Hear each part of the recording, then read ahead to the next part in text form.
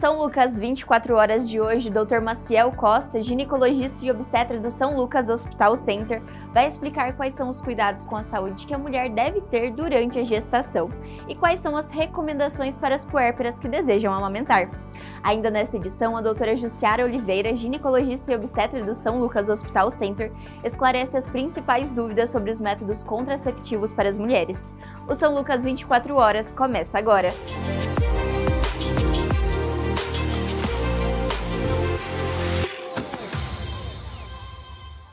Olá, sejam bem-vindos a mais um São Lucas 24 horas. Gerar um bebê é o desejo de muitas mulheres e o período da gestação exige cuidados com a saúde tanto da mãe quanto para o filho. E hoje o Dr. Maciel Costa, ginecologista e obstetra do São Lucas Hospital Center e coordenador do parto adequado, vai explicar sobre os cuidados durante o pré-natal e sobre as recomendações para as mães que desejam amamentar. Seja bem-vindo, doutor. Muito obrigado. Então hoje nós vamos falar um pouquinho sobre os cuidados com a saúde da mulher durante a gestação e também sobre a amamentação. Doutor, a mulher que deseja engravidar, ela pode fazer um acompanhamento antes da gestação para ter uma saúde com mais qualidade a gestação? Bom, o ideal, o recomendado é a consulta pré-concepcional. Hoje a gente tem aumentado, depois de muita divulgação sobre a importância da consulta pré-concepcional, o número de pacientes que procuram nós com a expectativa de engravidar nos próximos meses ou até no próximo ano. Qual que é a importância da consulta pré-concepcional?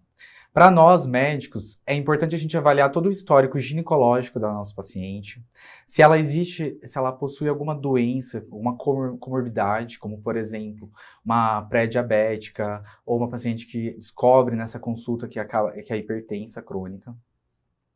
Além de avaliar essa parte de comorbidades, a gente avalia sempre quais medicações ela faz uso, se ela faz uso, e em relação às vacinas, como que está o estado imunológico dela? Se existem vacinas que podem ser tomadas durante o pré-natal quando ela vir engravidar, ou se é possível fazer algumas vacinas antes dela engravidar para planejar uma gestação na sequência. A consulta pré-concepcional, eu sempre costumo falar que ela é uma chavezinha que vira na vida da paciente. Por quê? É a oportunidade que a gente tem de orientar essa paciente à mudança de hábitos de vida. Então eu sempre pergunto, como que é a tua alimentação? Qual que é o teu hábito em relação às atividades físicas, né?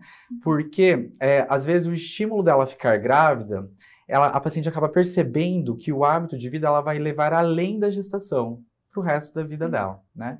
Então eu sempre oriento na consulta pré-concepcional. Se ela não faz atividade física, que comece a fazer atividade física. Lembrando que a atividade física é algo que pode, sim, continuar durante o pré-natal, durante a gestação, desde que não tenha riscos, né? Mas isso a gente avalia. Em relação à alimentação, o que pode melhorar antes dela engravidar?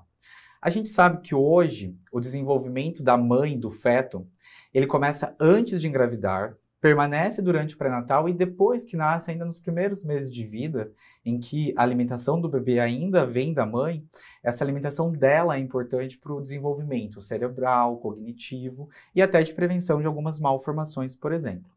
E, além dessa orientação, a gente faz uma avaliação através de exames do estado nutricional dela.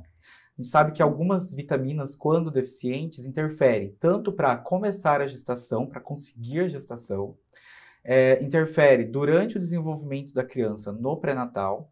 E se a gente conseguir ajustar tudo isso antes, diminui, em alguns casos, o risco de aborto, né? Então, essa é o tamanho da importância da consulta pré-concepcional. Perfeito. E essa paciente, como o doutor disse, ela já demonstra esse interesse antes, agenda essa consulta, faz esse acompanhamento. Essa paciente conseguiu engravidar, então ela já está gerando um bebezinho. Quais são agora as recomendações para essa paciente? Durante o pré-natal, a gente divide ele em 3 trimestres. O primeiro, o segundo e o terceiro trimestre. Cada trimestre, a gente tem um perfil de exames que a gente tem que solicitar para essa paciente. E o objetivo do pré-natal é, além de identificar os problemas que podem surgir de comorbidades durante o pré-natal, é preveni-los, né? Então, por exemplo, se lá no primeiro trimestre eu tenho uma paciente que nunca teve contato com a toxoplasmose, eu vou orientar essa paciente a como evitar de ter toxoplasmose durante a gestação dela. Se é uma paciente que observa que tem um risco metabólico aumentado para diabetes ou para pressão alta, por exemplo, pré-eclâmpsia, a gente já tem a oportunidade no primeiro trimestre de usar algumas medicações ou de mudar o hábitos de vida, como eu comentei antes, para a prevenção dessas comorbidades ao longo do pré-natal. Então, no primeiro trimestre, a gente começa a prescrição dos polivitamínicos, identificando a deficiência nutricional da paciente. No segundo trimestre, a gente tem os ultrassons morfológicos, em que a gente avalia o desenvolvimento do feto, e junto os exames de diabetes, entre outros, que podem interferir nesse pré-natal. E no último trimestre, o foco começa a ficar em relação ao parto, né? Desde o início do pré-natal, a gente discute a via de parto, mas é no último trimestre em que a paciente teve todos esses 9, 10 meses para ir amadurecendo, para ir conhecendo as vias de parto, para daí sim no final ter a melhor decisão dela em relação ao seu bebê. Tanto o parto normal, natural, quanto a cesárea são as possibilidades dessa paciente. Tem contraindicações para alguns deles, doutor? Em relação o parto normal, ela é a via natural de nascimento, né? Então, toda paciente, sim, ela tem a possibilidade de ter um parto normal. Existem algumas doenças, algumas comorbidades que pode contraindicar. Então, é importante essa avaliação, principalmente durante todo o primeiro, segundo, terceiro trimestre, para a gente estar avaliando esses riscos, né? O que seria de indicação absoluta de cesariana, por exemplo? Alguns tipos de malformações fetais que impossibilite a passagem do bebê para um parto normal. Algumas doenças, como por exemplo a pré-eclâmpsia, em que pode ter o acometimento da vitalidade fetal, que acaba sendo indicação de cesárea, ou quando tem, por exemplo, bebês restritos, bebês que não se desenvolveram como deveriam dentro da barriga, em relação ao crescimento, ao desenvolvimento, e acabam por algum motivo nos exames apresentando algum sinal de sofrimento fetal. E isso acaba indicando cesárea nesses casos, né? Tem um mito a respeito das gestações gemelares, que necessitam de uma cesárea, mas essa mãe ela poderia ter um parto normal, doutor, nesses casos? Sim, tem algumas condições da gemelaridade, em que também é avaliado desde o primeiro trimestre, que possibilita o parto normal, tá? É um risco maior do parto em relação à cesárea? Depende de vários fatores. Da quantidade de placenta, se é uma, se é duas, das bolsas amnióticas, porque às vezes os bebês estão na mesma bolsa, às vezes os bebês estão em bolsas separadas, se a apresentação é cefálica do primeiro, do segundo. Então, são vários fatores que levam nós a tomar a decisão da possibilidade do parto normal ou do parto cesariano, sempre priorizando a segurança, né, da mãe com os seus bebês. Saúde sempre em primeiro lugar, né, doutor? E falando, o doutor comentou sobre essa parte da alimentação, da importância, então, de uma qualidade de vida da mãe, para que, consequentemente, o bebê também tenha. Quais são os alimentos que essas gestantes precisam ou que podem reforçar o consumo durante a gestação para que tenha, então, uma dieta rica em vitaminas? O doutor poderia dar alguns exemplos? No meu consultório, geralmente, para ser um pouco mais direto, eu sempre explico. Evita o que é industrializado, né? Tudo que está pronto no mercado, com certeza, para estar ali conservado, existem vários aditivos químicos, vários conservantes, e a gente não sabe ainda qual que se passa ou não a placenta, se vai para o feto, né? Sem contar todos os riscos que estão relacionados a essa industrialização. Então, tudo que é natural, tudo que a paciente consegue fazer, eu sempre falo que às vezes no dia a dia, no nosso tempo, às vezes é difícil você conseguir preparar o teu alimento todos os dias. Mas então, se conseguir reservar um dia da semana, fazer as marmitas e levar, seria o ideal. Então, tudo que é natural, que é feito, é o que eu recomendo, né? É óbvio que o consumo de refrigerantes, que é industrializado, a gente pede para evitar. O consumo de doces durante a gestação, para até mesmo evitar o ganho acelerado de peso durante a gestação, eu peço para evitar, né? Eu não peço para cortar totalmente, porque a gente entende que tudo tem uma questão de conforto também, né? Eu não posso simplesmente falar para nunca mais comer isso, nunca mais aquilo. Mas o problema que eu percebo no consultório é aquela paciente que todo dia repete aquele doce, aquele refrigerante, que são coisas que podem ser evitadas, né? Em relação às verduras, a gente sabe que quando a gente vai montar um prato, quanto mais colorido, com legumes cozidos e com as verduras bem lavadas também, é o recomendado. E do segundo para o terceiro trimestre, eu recomendo o aumento do consumo de proteínas, né? Porque do segundo para o terceiro é quando o desenvolvimento do bebê, ele precisa mais dessas proteínas. E da onde a paciente vai conseguir as proteínas? É no ovo, no leite, na carne, né? Todos os alimentos bem preparados, de forma adequada, garante uma alimentação saudável, rica em nutrientes durante os 3 trimestres do pré-natal. E no caso, então, na reta final, em que a paciente fica mais ansiosa, porque na expectativa para a chegada do bebê, tem algumas recomendações, algumas coisas que a gestante pode fazer para passar por esse processo e essa chegada seja mais tranquila, doutor? Meios naturais ou de rotinas mesmo do dia? É aquilo que eu comentei. Se você entende as 3 fases, entende que o que está por vir é algo fisiológico, que é natural, você já aceita melhor, né? Eu entendo, o doutor falou que lá no terceiro trimestre ia ter um pouco mais de dificuldade para dormir. Mas eu recomendo atividade física, porque a atividade, principalmente a caminhada, né? A gente sabe que alguns exercícios mais intensos, devido à barriga, a outras alterações do corpo, talvez a paciente não consiga fazer. Algumas conseguem, tem pacientes que conseguem, mas não são todas. Mas a atividade física, ela libera endorfinas e ela dá uma sensação de bem-estar para a paciente. Isso ajuda ela a diminuir um pouco o estresse e a ansiedade. Preparar as coisas para receber o bebê é outra coisa que toma tempo e as pacientes ficam menos ansiosas quando preparam as roupinhas, o enxoval, começam a imaginar o dia da maternidade, tudo isso acaba contribuindo. Então, é um preparo psicológico e físico ao mesmo tempo para essa mudança. O doutor comentou agora sobre essa questão da atividade física. Tem alguma restrição ou todos os tipos de atividade que ela costumava fazer, ela pode continuar fazendo? É avaliado nesses casos, doutor? Sim, eu sempre falo, aquela paciente que já faz atividade física, ela vai continuar fazendo a atividade dela, respeitando as limitações do corpo dela. Vai ter um momento, aquilo que eu comentei, a marcha vai mudar da gestante, a barriga talvez não vai mais permitir fazer todos os exercícios que ela fazia antes.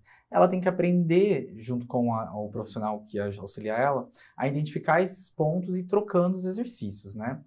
Para quem não faz atividade física, daí tá o gatilho que eu comentei no início, é a oportunidade da gente começar a fazer, né? Eu sempre falo que o exercício mais simples e mais fácil é a caminhada, né? Um aeróbico todos os dias, ou pelo menos 3 vezes por semana, já contribui bastante em relação à atividade física. Existem algumas contraindicações para atividade, daí isso o médico vai avaliar e vai falar. Uma delas é para quem tem um risco aumentado de trabalho de parto prematuro, né? É uma das principais contraindicações atualmente. Alguns sangramentos de segundo, terceiro trimestre, então tem algumas situações que sim a gente vai contraindicar, mas são situações muito raras. A maioria dos pacientes provavelmente a gente vai liberar para fazer atividade física. Sempre avaliando, conversando, encontrando o melhor caminho para essa paciente, né, doutor? Exato. E agora falando também sobre esse preparo, a questão da amamentação. Existem vários artigos e recomendações e coisas que passam de família, de mãe, de vó para as gestantes sobre o se preparar para a amamentação. Existe isso, doutor? Essa gestante ela pode se preparar para esse momento da chegada do bebê e, consequentemente, da hora do amamentar? A gente sempre deixa claro no pré-natal que toda paciente, ela sim tem condições de amamentar no peito, né? Às vezes surgem algumas dúvidas em relação a isso que você comentou. Será que eu vou ter leite? Eu fiz redução de mama, será que isso vai permitir eu amamentar? E no pré-natal é a oportunidade que ela tem da gente esclarecer isso, né? Os cuidados, então, antes que a gente orienta, justamente para tirar essa ansiedade dela para quando nascer o bebê, ela entender que aqueles primeiros dias entre o binômio da mãe com o bebê, esse vínculo que vai criando, aquelas dificuldades no aleitamento, elas vão ser vencidas depois de um tempo. Sim, o leite irá descer, talvez demore um pouco mais nos primeiros dias, nas primeiras horas, mas se teve a liberação de hormônios, de ocitocina, da prolactina, com certeza o seu leite irá descer, né? O leite ele vai mudando de fases assim que nasce o bebê. A gente tem o colostro nos primeiros dias, depois sim vem o leite mesmo, a pojadura, né? Que é rico em nutrientes e nos primeiros dias principalmente de imunidade, de anticorpos para o recém-nascido. Então, é de grande importância esse momento, esse vínculo. E, doutor, se fala muito sobre a questão da hora do nascimento, em que o bebê é colocado e tem um contato pele a pele com a mãe. Isso causa relação e tem algum impacto na hora da amamentação? São vários impactos. Sim, existe... Quando tem a presença do pele a pele, a gente tem os feromônios, né? Isso tudo estimula, aumenta o vínculo entre a mãe e o bebê e até a liberação do leite. A gente sabe que existem vários estudos afirmando que, inclusive, o aleitamento na primeira hora, ele diminui o risco de hemorragia pós-parto. Porque, naturalmente, toda vez que o bebê amamenta, ele vai estar ajudando a mãe a liberar 2 hormônios. A prolactina, que estimula cada vez a maior produção de leite, e a ocitocina, que é responsável por ejetar o leite da mama. Só que a ocitocina, ela também age no útero, no pós-parto. Então, ela ajuda a contrair o útero e logo também diminui o risco de hemorragia pós-parto. Então, esses são um dos princípios, né, da gente recomendar o aleitamento na primeira hora de vida. Então, é um benefício tanto para o bebê quanto para a mãe. Ambos saem, tem essa questão da saúde mesmo de ambas as partes. E, doutor, falando então ainda nessa parte da amamentação, essa mulher, ela, como a gente tinha citado anteriormente, ela pode se preparar no sentido físico? Existem algumas recomendações quanto à mama ao longo da gestação ou isso não interfere de fato? Cada paciente ela é diferente, ela é singular em relação ao teu pré-natal. Eu tenho paciente que às vezes, ali entre 28 e 30 semanas, acaba vendo a pojadura já, a produção de leite, o aumento das mamas. E isso é alterações fisiológicas do corpo se preparando para o nascimento. Então, aquilo que eu comentei, todo mundo sim tem a condição natural de parir, assim como tem a condição de amamentar. Eu oriento não estimular muito as mamas, tá?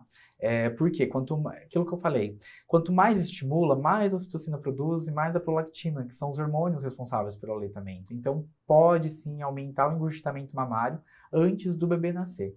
Então, o cuidado que eu oriento é esse. Eu sempre peço para evitar de usar cremes na areola, principalmente, né? Não tem necessidade de ficar hidratando, a própria pele ela já produz, já tem glândulas ali que produzem já a secreção suficiente para hidratar, né? E os principais cuidados que eu recomendo antes do nascimento são esses. Perfeito. E na hora, então, o bebezinho nasceu, ele foi colocado para a mãe amamentar. Tem algumas recomendações no pós, para que essa mãe não tenha, então, esse engurgitamento mamário, essas questões de, muitas vezes, mastite, que existe também. Como essa mulher pode lidar com esse momento que o leite desce? Nos primeiros dias, então, é o colostro que vem. Daí, pelo menos nos primeiros 5 dias, que é rico em nutrientes e anticorpos para o bebê. E depois vem o leite, propriamente dito. E esse leite, ele é tão curioso porque ele se adapta de acordo com o crescimento do bebê. Então, ele vai mudando os nutrientes até o 6º mês de vida, né, que é o mínimo recomendado. A gente sabe que pode sim se estender o aleitamento materno. Quais são os cuidados no pós? O primeiro é, tanto a mãe quanto o bebê, eles estão se conhecendo e aprendendo o que é o processo do aleitamento. Então, as primeiras pegas, quando bem orientadas, diminui a chance dessa paciente ter dor no mamilo. Diminui o risco dela ter fissuras mamárias. E são essas fissuras que, se continuadas, pode evoluir para uma mastite, né? Outra orientação é o aleitamento livre demanda. Toda vez que o bebê precisar, ele vai dar os sinais que ele está precisando, que seria o choro, no caso, a mãe amamenta ele livre demanda e o tempo que for necessário, né? Intercalando as mamas nesse sentido. Quando a gente amamenta livre demanda, esperando esvaziar totalmente a mama, diminui o risco de engurgitamento mamário, tá? E diminui o risco de mastite. Temos aquelas pacientes que elas produzem muito leite, principalmente nos primeiros dias ali. A pojadura, ela vem muito mesmo. O que a gente recomenda? Se o bebê está satisfeito com a mamada, daí ela pode ofertar o leite dela doando no banco de leite, que hoje a gente tem banco de leite aqui no Hospital São Lucas, e é uma das opções que ela tem até para estar contribuindo com outras mães que talvez não consigam estar nesse processo de aleitamento não tão bom quanto ela em relação à quantidade de produção de leite. Aproveitando essa oportunidade para esclarecer a dúvida, doutor, existe aquela questão do leite fraco? Porque muitas vezes a paciente fala assim, meu bebê, o amamento, ele tá com fome, meu leite é fraco, ou até comentários externos de que o leite da mulher é fraco. Existe isso ou não? Não.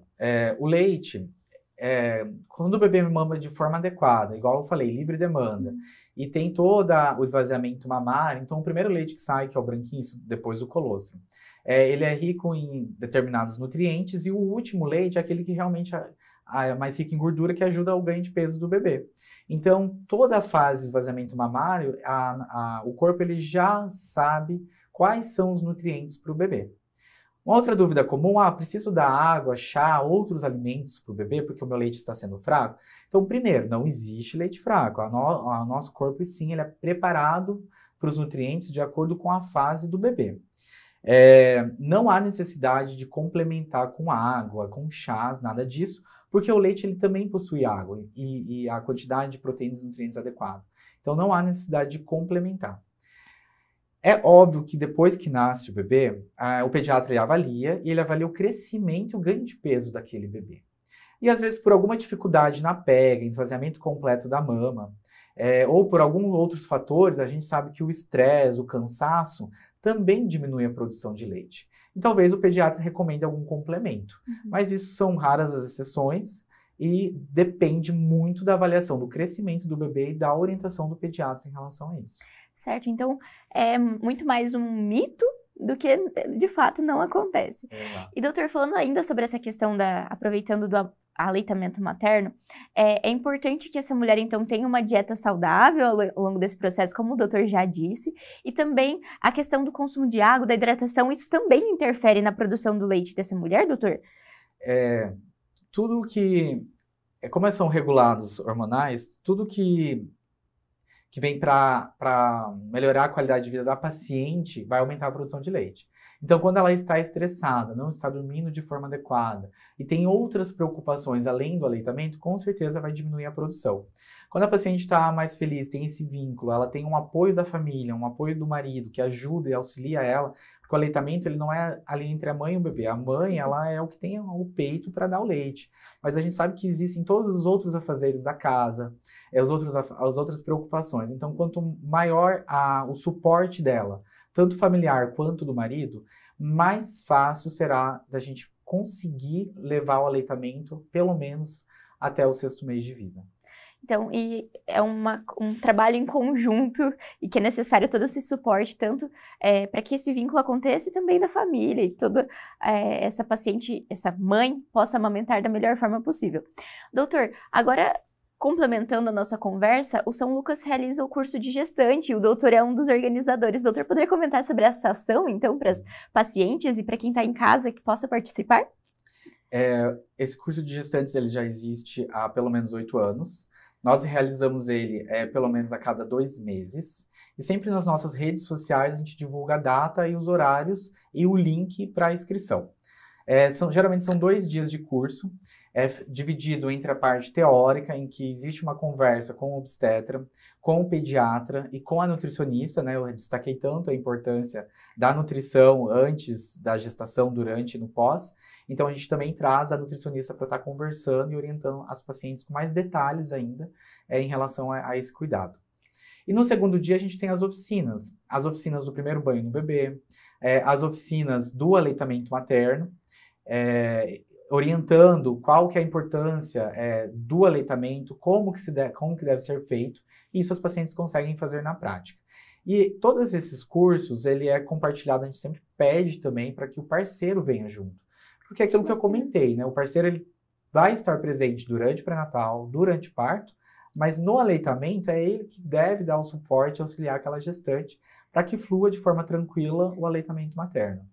Bacana, então essas mulheres elas podem então participar do curso. Tem uma idade mínima de gestação para participar do curso, doutor? Geralmente, como tem nesse curso a gente aborda a parte de fisiologia do parto, as vias de nascimento, a parte do aleitamento e a parte dos cuidados com o RN, que é feito pelo pediatra. Eu oriento as minhas pacientes a fazerem a partir do 2º, 3º trimestre, quando tiver um pouco mais avançado na gestação, até porque tem algumas informações que acabam esquecendo, né? Então, eu sugiro, pelo menos, a partir de 25, 26 semanas para o final, em que as informações estão mais frescas e a gente consegue visualizar mais que esse dia do parto está mais próximo. Perfeito, é a minha então, recomendação. E quanto mais conhecimento essa mulher tem, ela está se preparando, como o doutor havia dito, para a chegada desse bebê, tanto com informações, quanto com esse amparo do hospital, para que o momento do parto e da chegada dessa mudança da família seja ainda mais emocionante e mais tranquilo, né, doutor? Isso mesmo. Nós temos também a visita guiada à maternidade, né? Às vezes, fazer o curso é uma oportunidade de também estar conhecendo o hospital, conhecendo a estrutura do hospital, porque a visita guiada permite você prever e saber como que será o dia do teu parto, né? E quando os 2 dias que sucedem o parto, como que será? E também conhecer a nossa equipe, principalmente em relação ao aleitamento, as nossas enfermeiras obstétricas, a nossa equipe de pediatras, que eles entendem de aleitamento e também vão estar dando esse suporte ali no pós-parto imediato. Então tem toda essa estrutura e essa segurança para as pacientes, né, doutor? Acredito que nós conseguimos esclarecer algumas dúvidas para o pessoal que está em casa, falar um pouco mais sobre a importância do aleitamento materno e também desse acompanhamento pré-natal e durante a gestação. Doutora, eu gostaria de agradecer a sua participação no São Lucas 24 Horas, seja sempre bem-vinda. Muito obrigado pelo convite. Confira agora o destaque do São Lucas Hospital Center desta semana. Olá, eu sou a enfermeira Lucileia, sou coordenadora do Núcleo de Educação Permanente aqui do Hospital São Lucas e estamos no mês de agosto, que é o mês onde a gente reforça a importância do aleitamento materno. E dentre as ações desenvolvidas pelo São Lucas nesse mês, a gente proporcionou para as nossas mamães, né, recentes que tiveram seus partos aqui no Hospital São Lucas, uma sessão de fotos, onde elas puderam ter o registro desse momento tão bonito que é a amamentação e que é tão importante para ter um vínculo entre mãe e filho.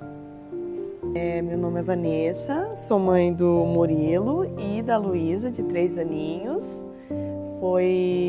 Com a Luísa também foi amamentada no peito e graças a Deus o Murilo também. É uma sensação única e conexão maior ainda com a mãe, né? Além da 9 meses de gestação, ainda tem essa conexão que a gente vai tendo ali.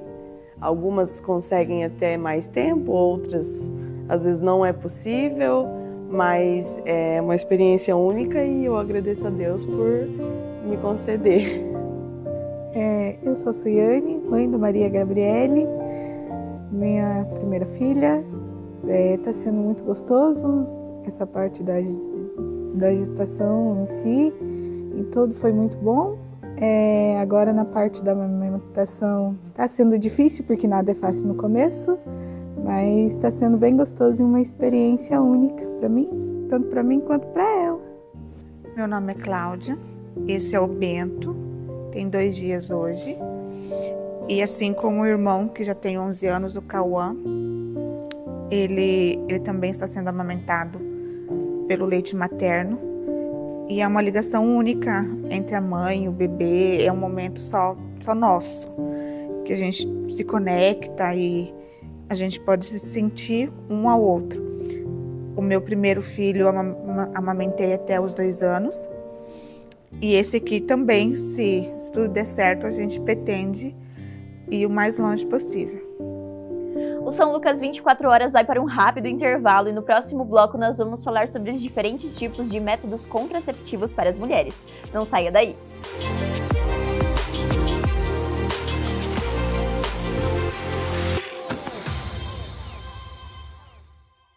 E se você pudesse escolher como desejaria estar em 5 anos? Considere a carreira e seus sonhos. Considere a velocidade das mudanças no mundo e do trabalho.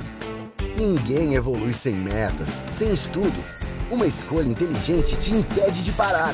Centro Universitário FAG, a escolha da inovação, excelência e do empreendedorismo. Inscrições pelo site fag.edu.br/vestibular. São Lucas Hospital Center. Ortopedia, pediatria, obstetrícia e ginecologia. Atendimento 24 horas.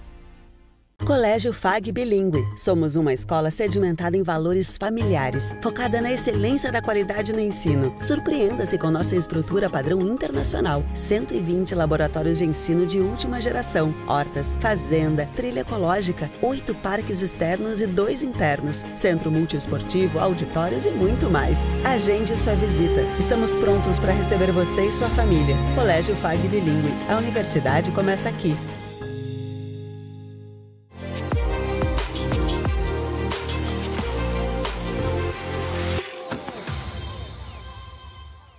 O São Lucas 24 horas está de volta e agora nós vamos falar sobre os diferentes tipos de métodos contraceptivos para as mulheres que não desejam engravidar. Eu gostaria de agradecer a participação da doutora Jussiara Oliveira, ginecologista e obstetra do São Lucas Hospital Center. Seja bem-vinda, doutora. Obrigada, Gabriele.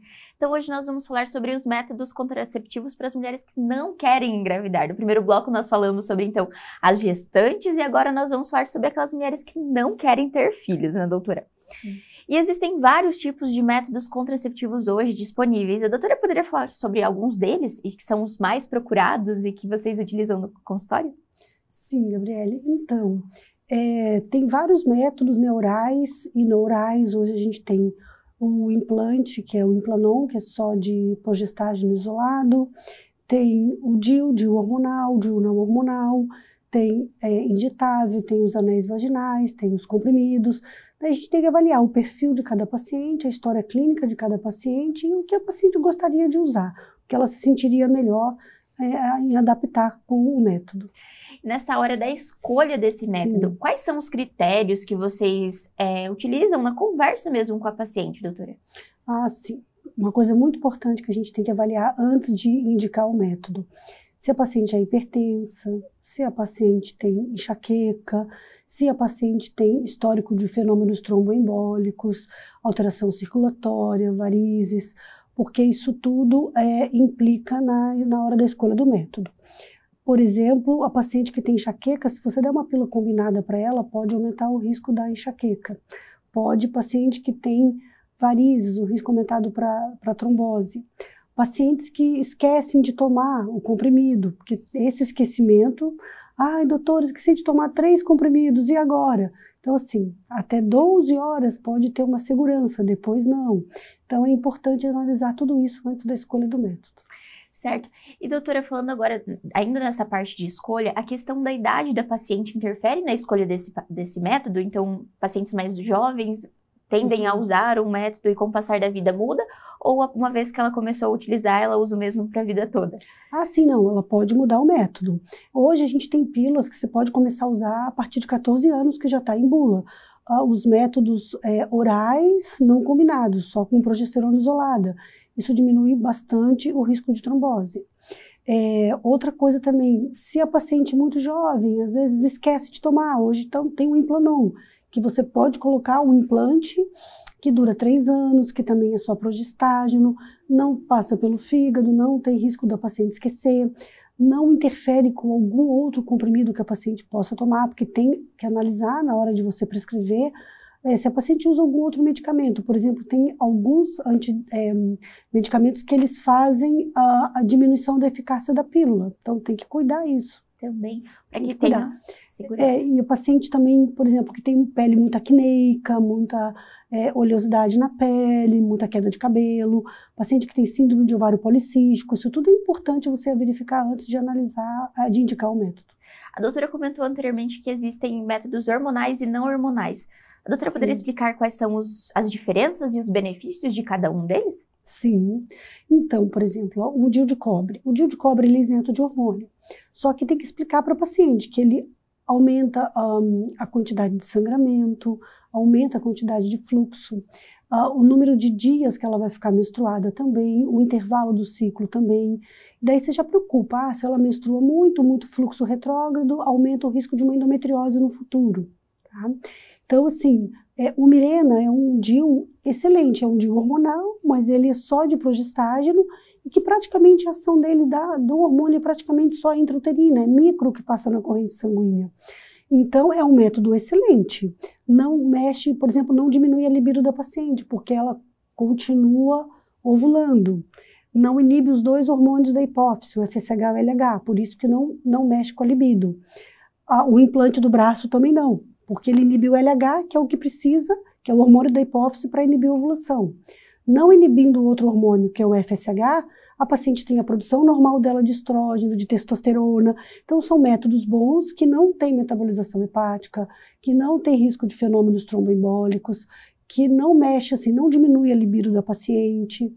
Uma outra coisa muito boa que o implante favorece para a paciente é que diminui TPM também.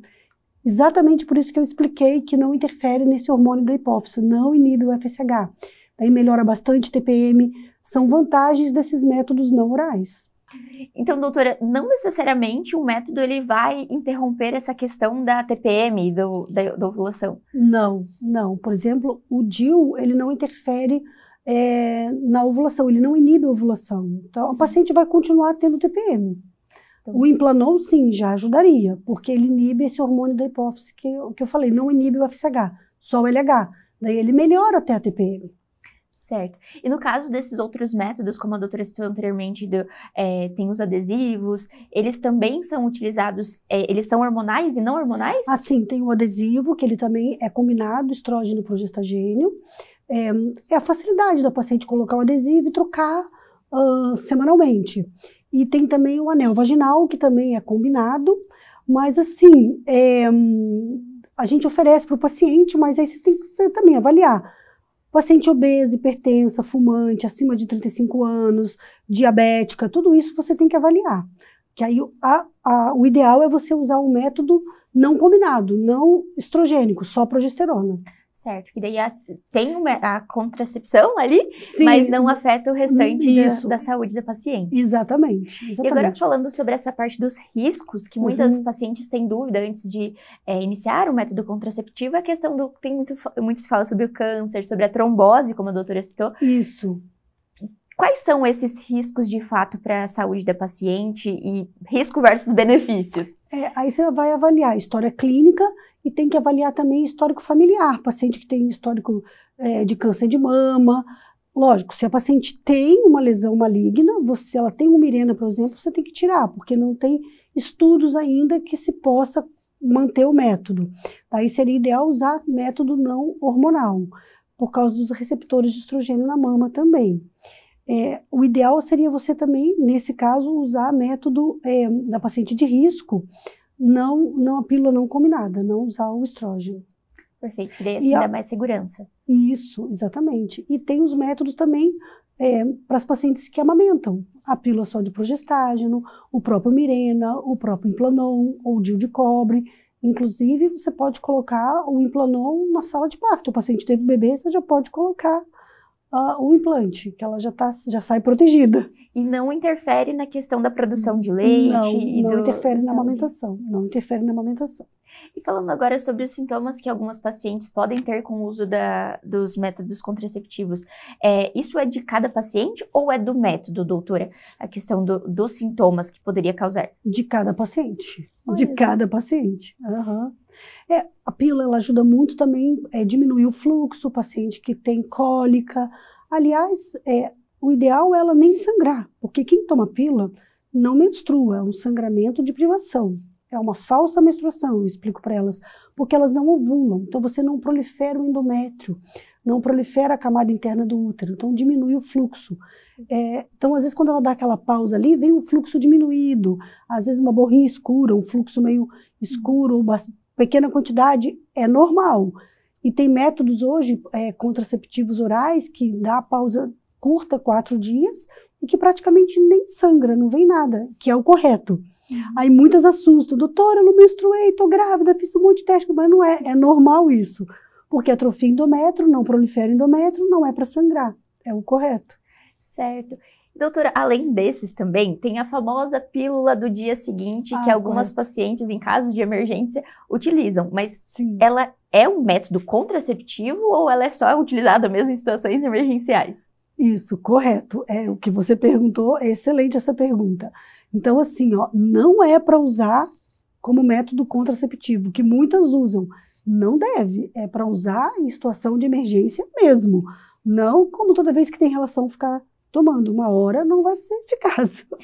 Isso, e falando agora, aproveitando a oportunidade sobre a eficácia desses métodos, quais são os mais eficazes e os mais indicados hoje para quem não quer ter filhos, no caso? Os LARCs, que a gente fala que são esses de longa data. O DIU, que dura de 5 a 10 anos, que tem o DIU de cobre com prata e o Mirena. E o implante de 3 anos. Por quê? Não tem risco de esquecimento, não tem risco de interagir com outros medicamentos. Se a paciente tem, por exemplo, um vômito, diarreia, diminui a absorção da pílula. Então, esses métodos não interferem.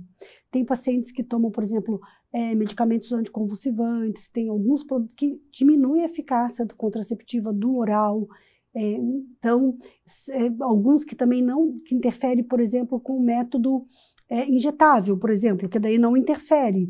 Mas o ideal seria os LARCs mesmo, esses de 5 e 3 anos. Perfeito. E no caso desses, não só desses métodos, mas também, de modo geral, a paciente que deseja iniciar, ela precisa fazer algum tipo de exame, ou a indicação já é clínica ali na hora do consultório mesmo? Como que é feita essa avaliação, além da questão que a doutora comentou sobre olhar o histórico familiar? Né? Sim, importante fazer um teste de gravidez. Eu nunca coloco nenhum DIU sem trazer um beta-HCG negativo. Ótimo. Então, primeira coisa, está grávida? Não. Então, beleza. Então, vamos prosseguir. Então, assim, é importante a gente investigar essa parte dos fenômenos tromboembólicos, fazer um exame de rotina, normal, um hemograma, um exame de coagulação sanguínea, rotina. Faz aquele check-up geral, ver que tá tudo bem. Geral, isso. E avaliar a história clínica, né? Que é o principal. Que é o mais importante. Mas, de qualquer maneira, independente das patologias de base da paciente, o ideal hoje, a tendência mundial, são métodos não orais. Certo. A doutora anteriormente... Os LARCs, desculpa. Tranquilo. A doutora comentou anteriormente que alguns já podem ser utilizados a partir de 14 anos. E a questão no programa anterior nós falamos sobre a reposição hormonal e que então a paciente quando inicia a parte de menopausa, ela tem um outro tratamento. A paciente, ela pode então começar ali com 14 e vai até a fase adulta para a vida toda? Como que é essa questão também da idade que a paciente pode continuar utilizando, por exemplo, as pílulas ou então o DIU? Ela tira, coloca, Sim. como que é? Se a paciente começa o anticoncepcional oral, ela não tem fator de risco daqueles que eu falei, ela pode tomar até entrar na menopausa. E tem aquele perigo ali da perimenopausa, né? Que às vezes a paciente ovula, não todo mês, mas tem uma ovulação ou outra ali, com intervalos longos, mas ovula, é o risco de gravidez. Então, a terapia de reposição hormonal, ela não inibe a ovulação. Então, a paciente corre o risco de gravidez. Na pré-menopausa, é importante usar o método contraceptivo. Então, até ela entrar na menopausa mesmo, ela pode tomar a pílula, ou ela pode começar um método oral.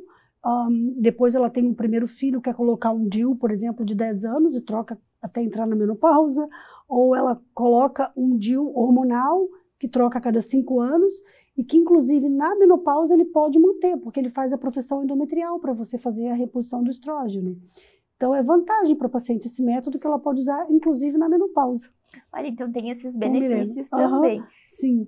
E doutora, falando justamente agora sobre essa parte dos benefícios, porque esses métodos, eles não são utilizados somente para não concepção, né? Tem alguns que são utilizados para tratamento também de algumas doenças. A doutora poderia comentar sobre essa parte também, no caso da recomendação de algum desses métodos para as pacientes? Sim, pacientes que têm endometriose, a progesterona intraútero é excelente, por exemplo, o Mirena, a pílula só de progestagênio também, que ela ajuda, né, para não menstruar, daí você não libera células endometriais, diminui o risco da endometriose também.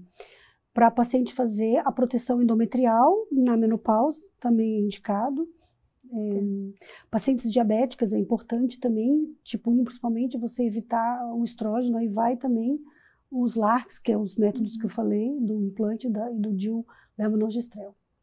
Interessante, olha só, então são muitas informações que devem ser pensadas na hora da escolha e do tratamento para paciente. Sim, paciente que tem, por exemplo, cansaço, sensação de falta de ar, enxaqueca, dor de estômago, tudo isso assim, você tem que avaliar antes de iniciar o método contraceptivo. Edema de membro inferior, varizes, tudo isso tem que avaliar.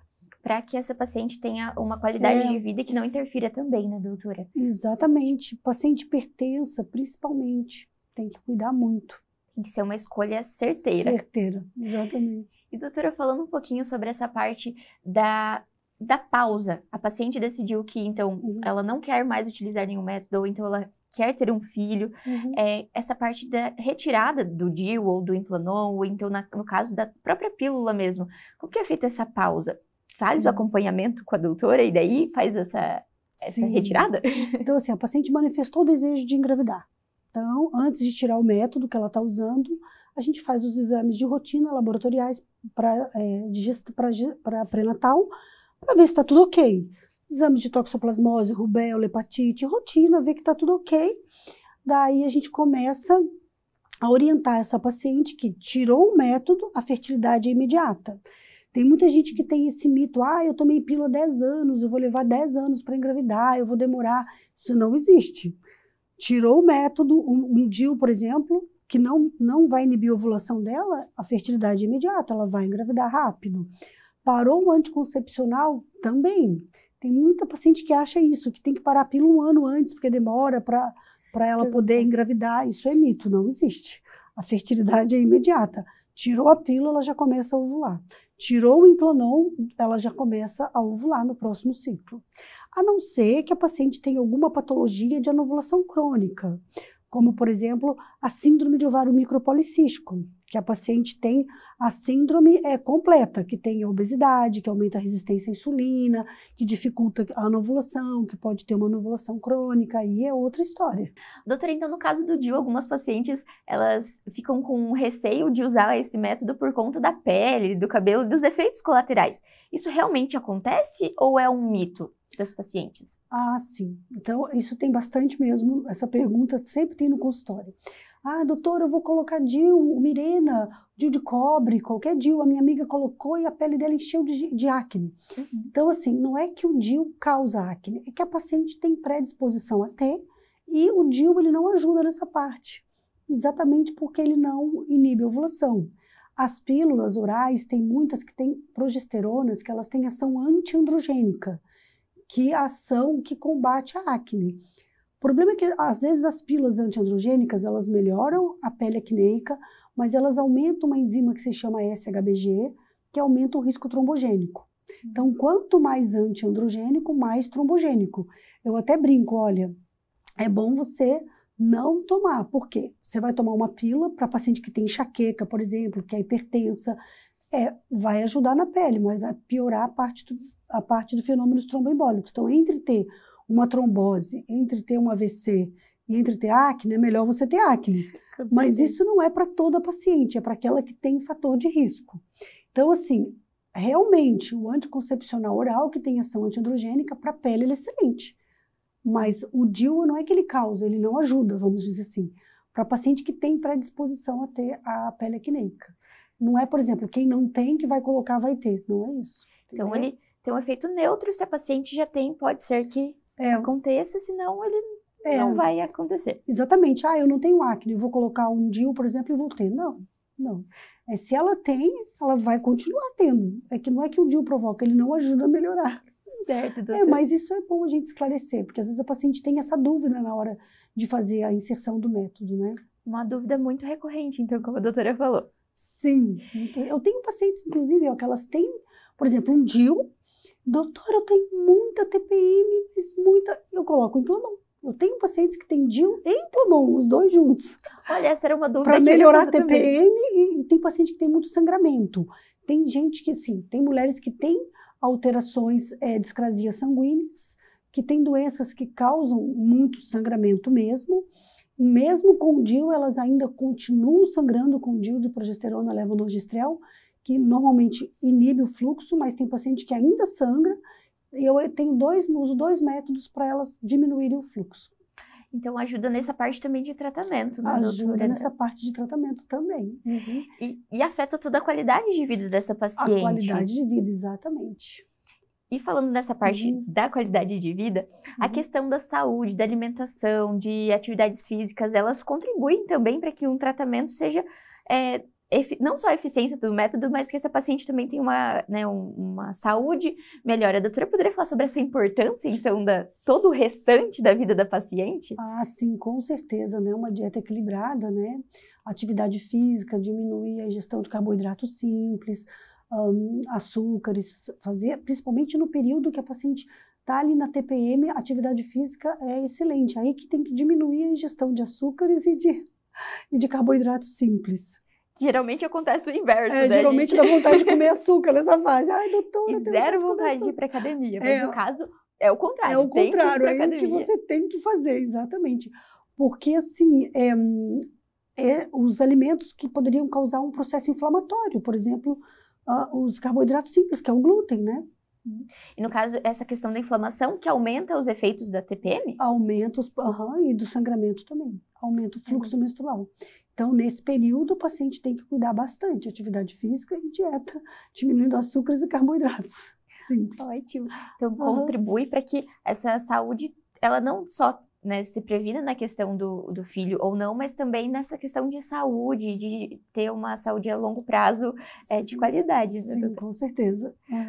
Falando agora também sobre essa parte da decisão dessas pacientes em ter filhos, como tem sido para a doutora nos consultórios? Assim, você percebe que as pacientes têm procurado ter filhos mais tardiamente ou pacientes mais novas? Tem essa diferença, doutora, na questão das mulheres, na busca mesmo de ser mãe mais cedo ou mais tarde?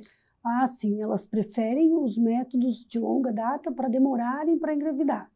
O ideal, eu sempre digo, a melhor fase para engravidar é entre 25, 28 anos, que é a fase mais fértil, assim, vamos dizer, que é melhor. Mas, assim, a procura hoje é grande acima de 35 anos, só que aumenta os riscos também. Quanto mais próximo dos 40 anos, aumenta o risco também de síndromes, de abortamento. Então, o ideal ainda é engravidar até os 35 anos.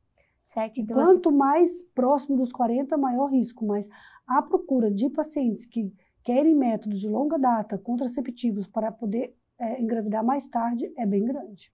A gente comentou, eu perguntei, porque justamente nós falamos na edição passada sobre essa questão da plástica em mulheres que querem ter, que encerraram os filhos, e as doutoras comentaram justamente sobre mulheres que têm filho mais tarde, então procuram a cirurgia plástica mais tarde, então justamente essa questão da contracepção também tem sido buscada para ter a gestação mais tardiamente. Exatamente. E nesse caso, doutora, essas pacientes que utilizam há mais tempo, que vão ter o filho depois, tem diferença também na hora da questão da contracepção? Ela tem que parar antes? Ou também não, ela continua e a hora que parar, ela pode gerar. Exatamente. Isso não interfere com a questão da idade? Não interfere. Só que, assim, é importante avaliar, por exemplo, fazer os exames para ver como que está a questão da ovulação dessa paciente. Porque, assim, existe menopausa precoce. Tem mulheres que entram na menopausa aos 40 anos, existe menopausa nessa idade. Então, tem vários exames que a gente pode fazer, fator antimileriano, por exemplo, para ver a reserva de óvulos dessa paciente. A gente pode investigar tudo isso antes. Tem pacientes que congelam óvulos para poder engravidar depois, que elas têm medo de ter, né, essa falência ovariana precoce. Tem que avaliar. Por isso que o ideal é você engravidar ali naquela fase que você está fértil, que você é jovem, que não tem esse risco de ter uma diminuição dessa reserva ovariana, que não tem risco dessa menopausa precoce. Então, ela tem tanto os benefícios para ela como paciente e futura mãe, quanto para o bebê também, como a doutora comentou sobre essas questões das síndromes e dos riscos, né? Sim, exatamente. Perfeito. E, doutora, falando sobre essa questão de remédios que poderiam interferir ou não, quais são os cuidados que a paciente tem que tomar, então, quando ela vai precisar utilizar alguma dessas medicações? Ela comunica a doutora e aí faz essa combinação? Como que é nesse sentido? Ah, sim, a gente sempre tem que perguntar, porque às vezes o paciente não sabe que isso interfere. Então, na consulta, na anamnese, você pergunta: usa algum medicamento? Qual medicamento? Né? Ah, doutor, eu tomo, mas não lembro. Não, me traga o nome, eu preciso saber antes de te orientar teu método contraceptivo. E a gente orienta, assim, a gente coloca todos os métodos para as pacientes. Eu tenho um anel vaginal, eu tenho o DIU, eu tenho o Planon, eu tenho tudo isso para te oferecer. Aí vamos avaliar os seus fatores de risco e o que você gostaria. Tem paciente que não consegue tomar comprimido, tem enjoo, morre de náusea, tem dor de estômago. Então, adolescente, ai, doutor, eu esqueço. Meu Deus, não me passa comprimido que eu não vou lembrar. Então, é bem melhor ela usar um método de longa data, os LARCs, do que essa paciente engravidar na adolescência. Sem esse desejo. Por esquecimento, né? Então, nesse caso também, a paciente sempre em contato para ver o melhor caso, e no caso de precisar de usar uma medicação, tem esse contato e essa conversa com a doutora e avaliar o melhor caso e o Exatamente.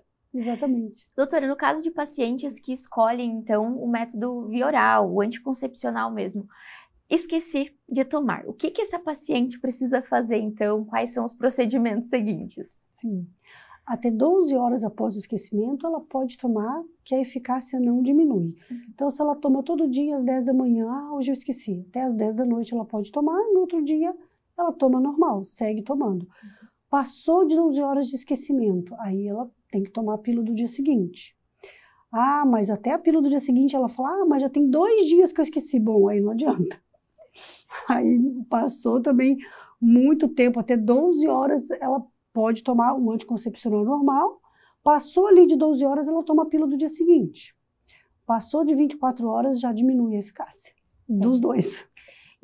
Muitas vezes as pacientes perguntam quantas vezes ela pode utilizar uma pílula do dia seguinte e até que faça ou não o efeito. Tem essa estimativa? Então, não é para usar como frequência, né? É usar em caso de situação de emergência mesmo. Porque se ela ficar usando isso frequente, não vai ter uma eficácia como deveria. Certo, então nesse caso... Ela corre o risco de engravidar. Certo, então nesse caso, a paciente pode tomar ainda com 12 horas e ela vai ter, no caso do anticoncepcional, e depois toma a pílula do dia seguinte. Se ela tomar a pílula dentro do prazo de 12 horas do esquecimento, não precisa nem tomar a pílula do dia seguinte. Mas se passou de 12 horas, ela pode tomar a pílula do dia seguinte e continua a cartela da pílula dela normalmente. Então, e também essa questão do horário, se ela tomou 10 da noite, ela tomar às 10 da manhã, não tem problema, a questão da quantidade? Não, dentro de 12 horas não. Então tá bom. Certo. Doutora, acho que conseguimos esclarecer algumas dúvidas das pacientes e para o pessoal de casa. Eu agradeço a sua participação no São Lucas 24 Horas e seja sempre bem-vinda. Obrigada, Gabriela, eu que agradeço. O São Lucas 24 Horas de hoje fica por aqui, mas não deixe de acompanhar as redes sociais, o @FH São Lucas Cascavel, para ficar por dentro de todas as novidades. E na próxima edição nós vamos falar sobre o trabalho desenvolvido pelo radiologista intervencionista no São Lucas Hospital Center. Espero você!